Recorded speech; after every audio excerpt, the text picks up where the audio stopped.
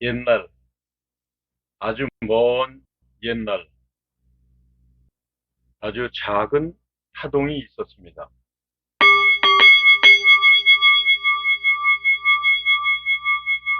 그로부터 모든 것이 시작되었습니다.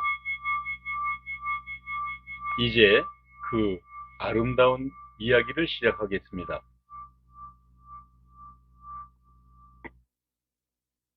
안녕하십니까? 저는 경락혁명가이며 리코드 의수를 발명한 명예 이학박사 이홍재입니다. 오늘 강의는 먼저 번에 이어서 37번째입니다. 오늘은 먼저 번 강의에 이어서 계속해서 고찰을 해나가겠습니다. 먼저 번 강의에 이어서 문제가 투속을 고친다는 말을 못합니다. 일단 당신이 가장 고통받는 그 통풍과 불면증은 내가 해드릴게요. 그리고 이제 L칩 이거 이렇게 붙이는 거 이거 가르쳐 주는 거예요. 내가 다음날 한 번만 더 오세요 그랬거든요. 어떻게 됐는지 나도 궁금하니까. 30년 된 통풍 환자의 통증을 그래서 잠을 못 자는 거를 이 사람이 쿨쿨 자도록 만들어 줬는지. 다음날 왔어요. 얼굴에 막 이렇게 웃음을 머금고 들어왔습니다. 그리고 고맙습니다 선생님. 어때요? 어떻게 됐어요? 어제 잘 잤습니다. 그리고 이제 일주일에 한 번씩 제가 해드린 거거든요. 그리고 이제 다음 주에 와서 근데요 오줌이 많이 나오는데요? 어? 오줌 얼마나 나왔어요? 투석하면서 한 2, 3년 동안 매일 30cc 정도를 넣었답니다. 그러는데 70cc 정도가 나왔습니다. 그래요? 100%가 늘었네? 100%가 늘었습니다. 그래요? 그러면 뭐 물을 더 많이 먹었나? 아닙니다. 그런데 어떻게 오줌이 고비로 나왔지? 그래서 참 신기합니다. 내가 그때 어허 체액을 조절하는 건 부신인데? 그럼 부신 기능이 지금 여태까지는 그 기능이 침체되어 있다가 이 L칩을 몸에 부착하는 순간 결이 맞았구나. 이거 말하는 거예요. 결이 맞았구나. 결이 맞으니까 부신이 이거 놀래서 기분이 좋아서 작용 활동을 하다 보니까 이분의 지금 체액이 좀 이게 예, 내보내야 될 부분들이 너무 많구나. 그게 내보낸 거다. 그러다 보니까 겁이 늘었다. 다음 주에 왔습니다. 다음 주에 더 웃습니다. 저 이거 배울 수 없어요? 예? 왜? 오줌이 100cc 정도 나왔습니다. 결이 맞으면 이런 현상이 일어나는 거죠. 나는 그분한테 오줌도 많이 나오게 해줄게. 그런 말 한 적 없어요. 잠을 자게 해줄게. 통증을 멈춰주고 잠을 자는 건 이걸로 해드릴게요. 그 다음에 어떤 현상이 일어나는 그분의 결이 맞음에 따라서 어떤 현상이 추가적으로 나타나는 이건 보너스죠. 보너스입니다. 경이롭습니다. 그분이 이제 광주의 협동조합의 1호 학생으로 등록을 했습니다. 그리고 이제 따라서 또 이제 한 분이 또 등록을 해서 지금 두 분. 또 이제 만약에 계속 들어오면 계속 여기다 붙이면 돼요. 그리고 이제 이분들이 바로 리코드 셀프의 협동조합의 봉사에 투입을 해서 저와 같이 이제 광주에서 봉사활동을 시작할 겁니다. 그럼 그분이 할 수 있는 건 뭐냐?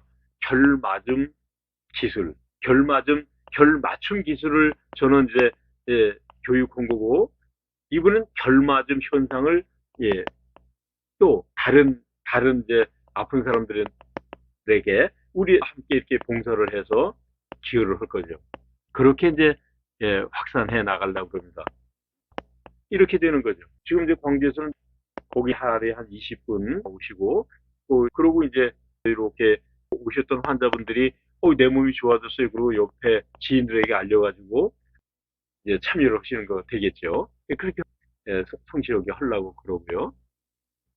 그러고 심장 말씀드렸잖아요. 심장이 그런 작용 활동을 하는데도 역시 음압으로 피를 이렇게 끌어와야 되는 그런 작용을 해야 되는 게 심장이 많이 힘들고, 또 이제 예를 들면 손발이 많이 저려요, 뭐 이런 증상. 그 다음에 이를테면 심장이 아파요. 뭐 이런 심장 정지되는 경우도 있어요. 그래서 피가 공급되지 않으면 심장이 멎습니다. 그러면 그거는 사망에 이르기도 하는, 이제 그건 나중에 자세한 증상별 설명은 나중에 하기로 하고, 그래서 심장이 근원적으로 이런 어, 괴로움의 원인을 가지고 있는, 작용하는 이 자체가 괴로움이다. 이런 설명을 드리는 거예요. 그럼 제가 먼저 본 강의서부터 제시했었던 인간은 아프도록 되어 있습니다라는 이 말. 그 다음에 심장 얘기가 나와서 연관된 얘기 또 하겠습니다. 혈관 12만 8천 킬로미터에 12만 8천 킬로미터면 우리 지구를 두 바퀴 반 돈다는 거 아닙니까? 그런 거대한 이런 구조가 우리 몸에 80억 인구의 모든 몸에 혈관이 그렇게 내장되어 있는 거예요. 그러는데 그 속을 흐르는 피에는요, 영양물질 들어있죠. 기본적으로 영양물질일 거 아니에요. 영양물, 효소 이런 걸로 구성되어 있습니다. 우리가 아침에 먹은 음식물이 포도당으로 바뀌면서 그대로 흡수돼서 피 속으로 돌면 그게 영양물질 아니에요. 포도당. 뭐 단백질, 뭐 지방, 뭐 미네랄, 아미노산, 별거 이런 거, 미생물이나 바이러스가 몽땅 다 혼합되어 있는 게 그 영양물질이 있어요. 근데 체온이 있습니다. 36도 5도라는 체온이 유지합니다. 자, 여기서 연상되는 거 없으세요? 부피하기 참 쉽겠다. 부피하기 딱 만든 조건입니다. 예를 들면 이런 거. 통증 물질을 스스로 만들고 여기 지니고 다니는 거예요.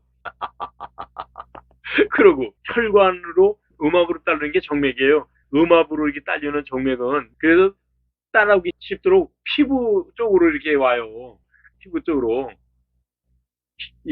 몸 속에 들어있는 동맥은 심장에서 밀어내기 때문에 여기까지 가는데, 정맥은 이것이 만약에 몸 속에 있다면 딸려오기 힘들 거란 말이에요. 그래서 가능하면 피부 쪽으로 이렇게 쉽게 딸려올 수 있도록 이렇게 구조가 돼 있어요. 우리 몸에 보이는 건 몽땅 정맥입니다. 이게 정맥으로 음압으로 딸려오잖아요. 근데 이것이 이 자체적으로 부패하기 좋은 구조로 돼 있다. 그러니 우리 몸 자체 내에서 이게 통증 물질이 만들어지는 근본적인 원인을 우리가 우리 몸 자체 내에서 스스로 제공한다니까요. 그 다음에 먼저 번에 설명드렸었던 이 모세혈관이 있다고 그랬지 않습니까?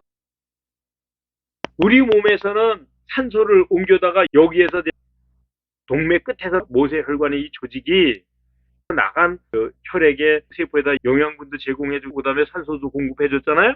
그 다음에 들어올 때는 정맥으로 들어가는 거 아닙니까? 그러면 여기에서 필연적으로 생명작용 현상에 필요한 물질이 사용되는 거죠. 그리고 물질이 사용되면 100%가 거기서 소모되는 구조가 아니에요. 소모되면 분명히 밥 먹고 똥 나오듯 꼭 쓰레기가 나옵니다. 예를 들면 노폐물이 발생되는 겁니다. 쓰레기입니다. 쓰레기가 발생됩니다. 발생된 쓰레기가 어떻게 되느냐? 그게 형체가 고체도 있고요. 이러면 체는 고체지 않습니까? 그리고 기체도 있습니다. 탄산 같은 기체고요. 액체 물질도 있습니다. 액체 물질도. 이런 것이 거기서 이제 쓰레기가 배출됐어요. 그럼 그것을 몽땅 흡수해서 정맥으로 가야 되는데, 정맥에서 예를 들면 모세혈관에 이 구멍이 적혈구 하나만 들어갈 수 있는 구멍이 뚫렸다니까요. 모세혈관에는 구멍이 그래요. 그러면 여기에 들어갈 수 없는 큰 물질은 어떻게 되느냐? 림프라는 것으로 흡수되는. 림프는 그게 구멍이 동그랗지 않습니다. 여러 가지 형태가 쓰레기가 다 흡수되는 게 이렇게 길게 찢어져 조성되어 있습니다. 길게 찢어져 조성되어 있습니다. 그러니까 쓰레기가 일이 흡수돼요. 흡수돼서 그 다음에 이제 그럼 림프계로 들어갔거든요. 림프계는 이제 림프액이라는 거는 색깔이 없는 그냥 누런 액체입니다. 그럼 거기를 따라서 여기로 들어가면 흡수됐다고 보는 거예요. 그 다음에 운반이 돼야 되는데, 여기는 심장 박동이 여기 해당되지 않습니다. 그러면 이거 어떻게 흘러가냐? 어떻게 운반되냐? 예, 이건 물이거든. 림프액은 물이거든요. 그러면 이렇게 들고 있으면 물은 중력에 의해서 밑으로 내려갑니다. 폭포가 밑으로 떨어져요. 개울물이 흘러가듯. 예, 여기서 그렇게 흘러갑니다. 그러면 손을 이렇게만 들고 있는 거 아니잖아요. 그럼 이렇게 내리면 밑으로 내려갑니다. 그러니까 이것이 흘러서 심장까지 들어갈 때는 림프계를 따라서, 이를테면 요거 주화 림프절, 애과 림프절이 있어요. 하동맥으로 들어가고 심장으로 들어가야 되거든요. 근데 발에서는 시작해가지고 오금에 있습니다. 오금 쪽으로 무릎을 슬이라고 그래요. 슬와 림프절. 예, 무릎 림프절이 있고, 그리고 이제 서해는 가랑이에요. 사타구니에 가랑이에 주름살이 있잖아요. 그쪽으로 이렇게 비교적 좀 큰 림프절이 있어서 그쪽으로 거쳐서 그 다음에 이제 이 뱃속으로 들어가서, 예, 배꼽 뒤쪽 그쪽으로 모입니다. 거기 좀 큼직한, 예, 림프, 예, 모이는 자리가 있어요. 이 가슴에 있는 것보다 요리 내려가면 그 다음에 이제 하동맥으로 들어가고 심장 줄기를 따라서, 심장까지 오고 이제 혈관 줄기를 따라서 가는 게 있고, 그거는 예를 들면 제가 이거 왼손인데요. 또 이제 사진에서 이게 오른손이다 보니까 이 그림에서는 예를 들면 오른손 쪽, 이거는 얼굴 쪽하고 가슴 쪽과 겨드랑이를 이렇게 해서 이쪽만, 예, 한쪽 오른손 쪽에 있는, 예, 림프절 요 쇄골하 동맥으로 들어가고, 요 왼손이라고 이렇게 얘기할게요. 이건 이제 내 손은 왼손인데 이것은 왼손 부분과 가슴 부분과, 예, 팔다리. 왜 요거 요쪽만 맞냐? 불공평하지 않냐? 우리 몸에는 불공평한 게 기본이에요. 똑 떨어지게 똑같은 건 아무것도 없어요. 불공평해. 모두 다 혈관도 구부러졌다 펴졌다 이렇게 만들어진다고 말씀드렸잖아요. 손가락도 다 각각인데 어떤 놈은 크고 작고 그러잖아요. 그런데 왜 이거는 이게 행정 범위가 좁냐면 중요한 부분들이 많아서 그렇습니다. 중요한 부분이 뭐냐? 밖에 예를 들면 미생물이나 바이러스가 들어올 수 있는 구멍이 많은 거예요. 몇 개나 7개. 눈 2개, 콧구멍 2개, 입 하나, 귓구멍 2개, 그럼 7개예요. 그래서 이거를 칠규라고 말합니다. 칠규. 오줌구멍, 똥구멍을 합치면 구규라고 말합니다. 그런데 구규는 예를 들면, 예, 그림 위로 보면은 예를 들면 왼쪽에 속하고, 오른쪽 손은 예를 들면 그래서 얼굴로 들어오는 이게 미생물이나 바이러스를 저항하는 면역 기능이 목에서 일단 아주 큰 거대한 기관이 있습니다. 그것을, 예, 편도선, 그래, 선은 샘이라는 말인데 편도선 양쪽에서 편도선이 부은 적이 있다 그러면 그거는 입으로 코로 바이러스가 많이 침범했다는 뜻이에요. 그럼 여기서 격렬하게 저항을 합니다. 그래서 이거 몰아내기도 하고 몰아내지 못하기도 하고, 그래서 격렬하게 저항을 해요. 그러면 이제 열이 나죠. 열감기입니다. 이게 바로 열감기.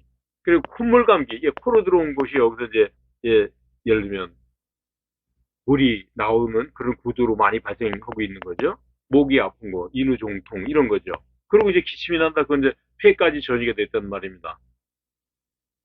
그리고 여기서 면역 기능이 격렬하게 이것을 이제 몰아내서 극복하는데 아마도 짧으면 일주일, 길면 뭐 한 달 이런 거죠. 면역 기능이 아주 건강하다 그러면 쉽게 물리치고, 면역 기능이 저하됐다 그러면 이거는 심하게 앓고 그러는 거죠. 예, 예, 그러는 거예요. 예, 여기까지 하겠습니다. 고맙습니다.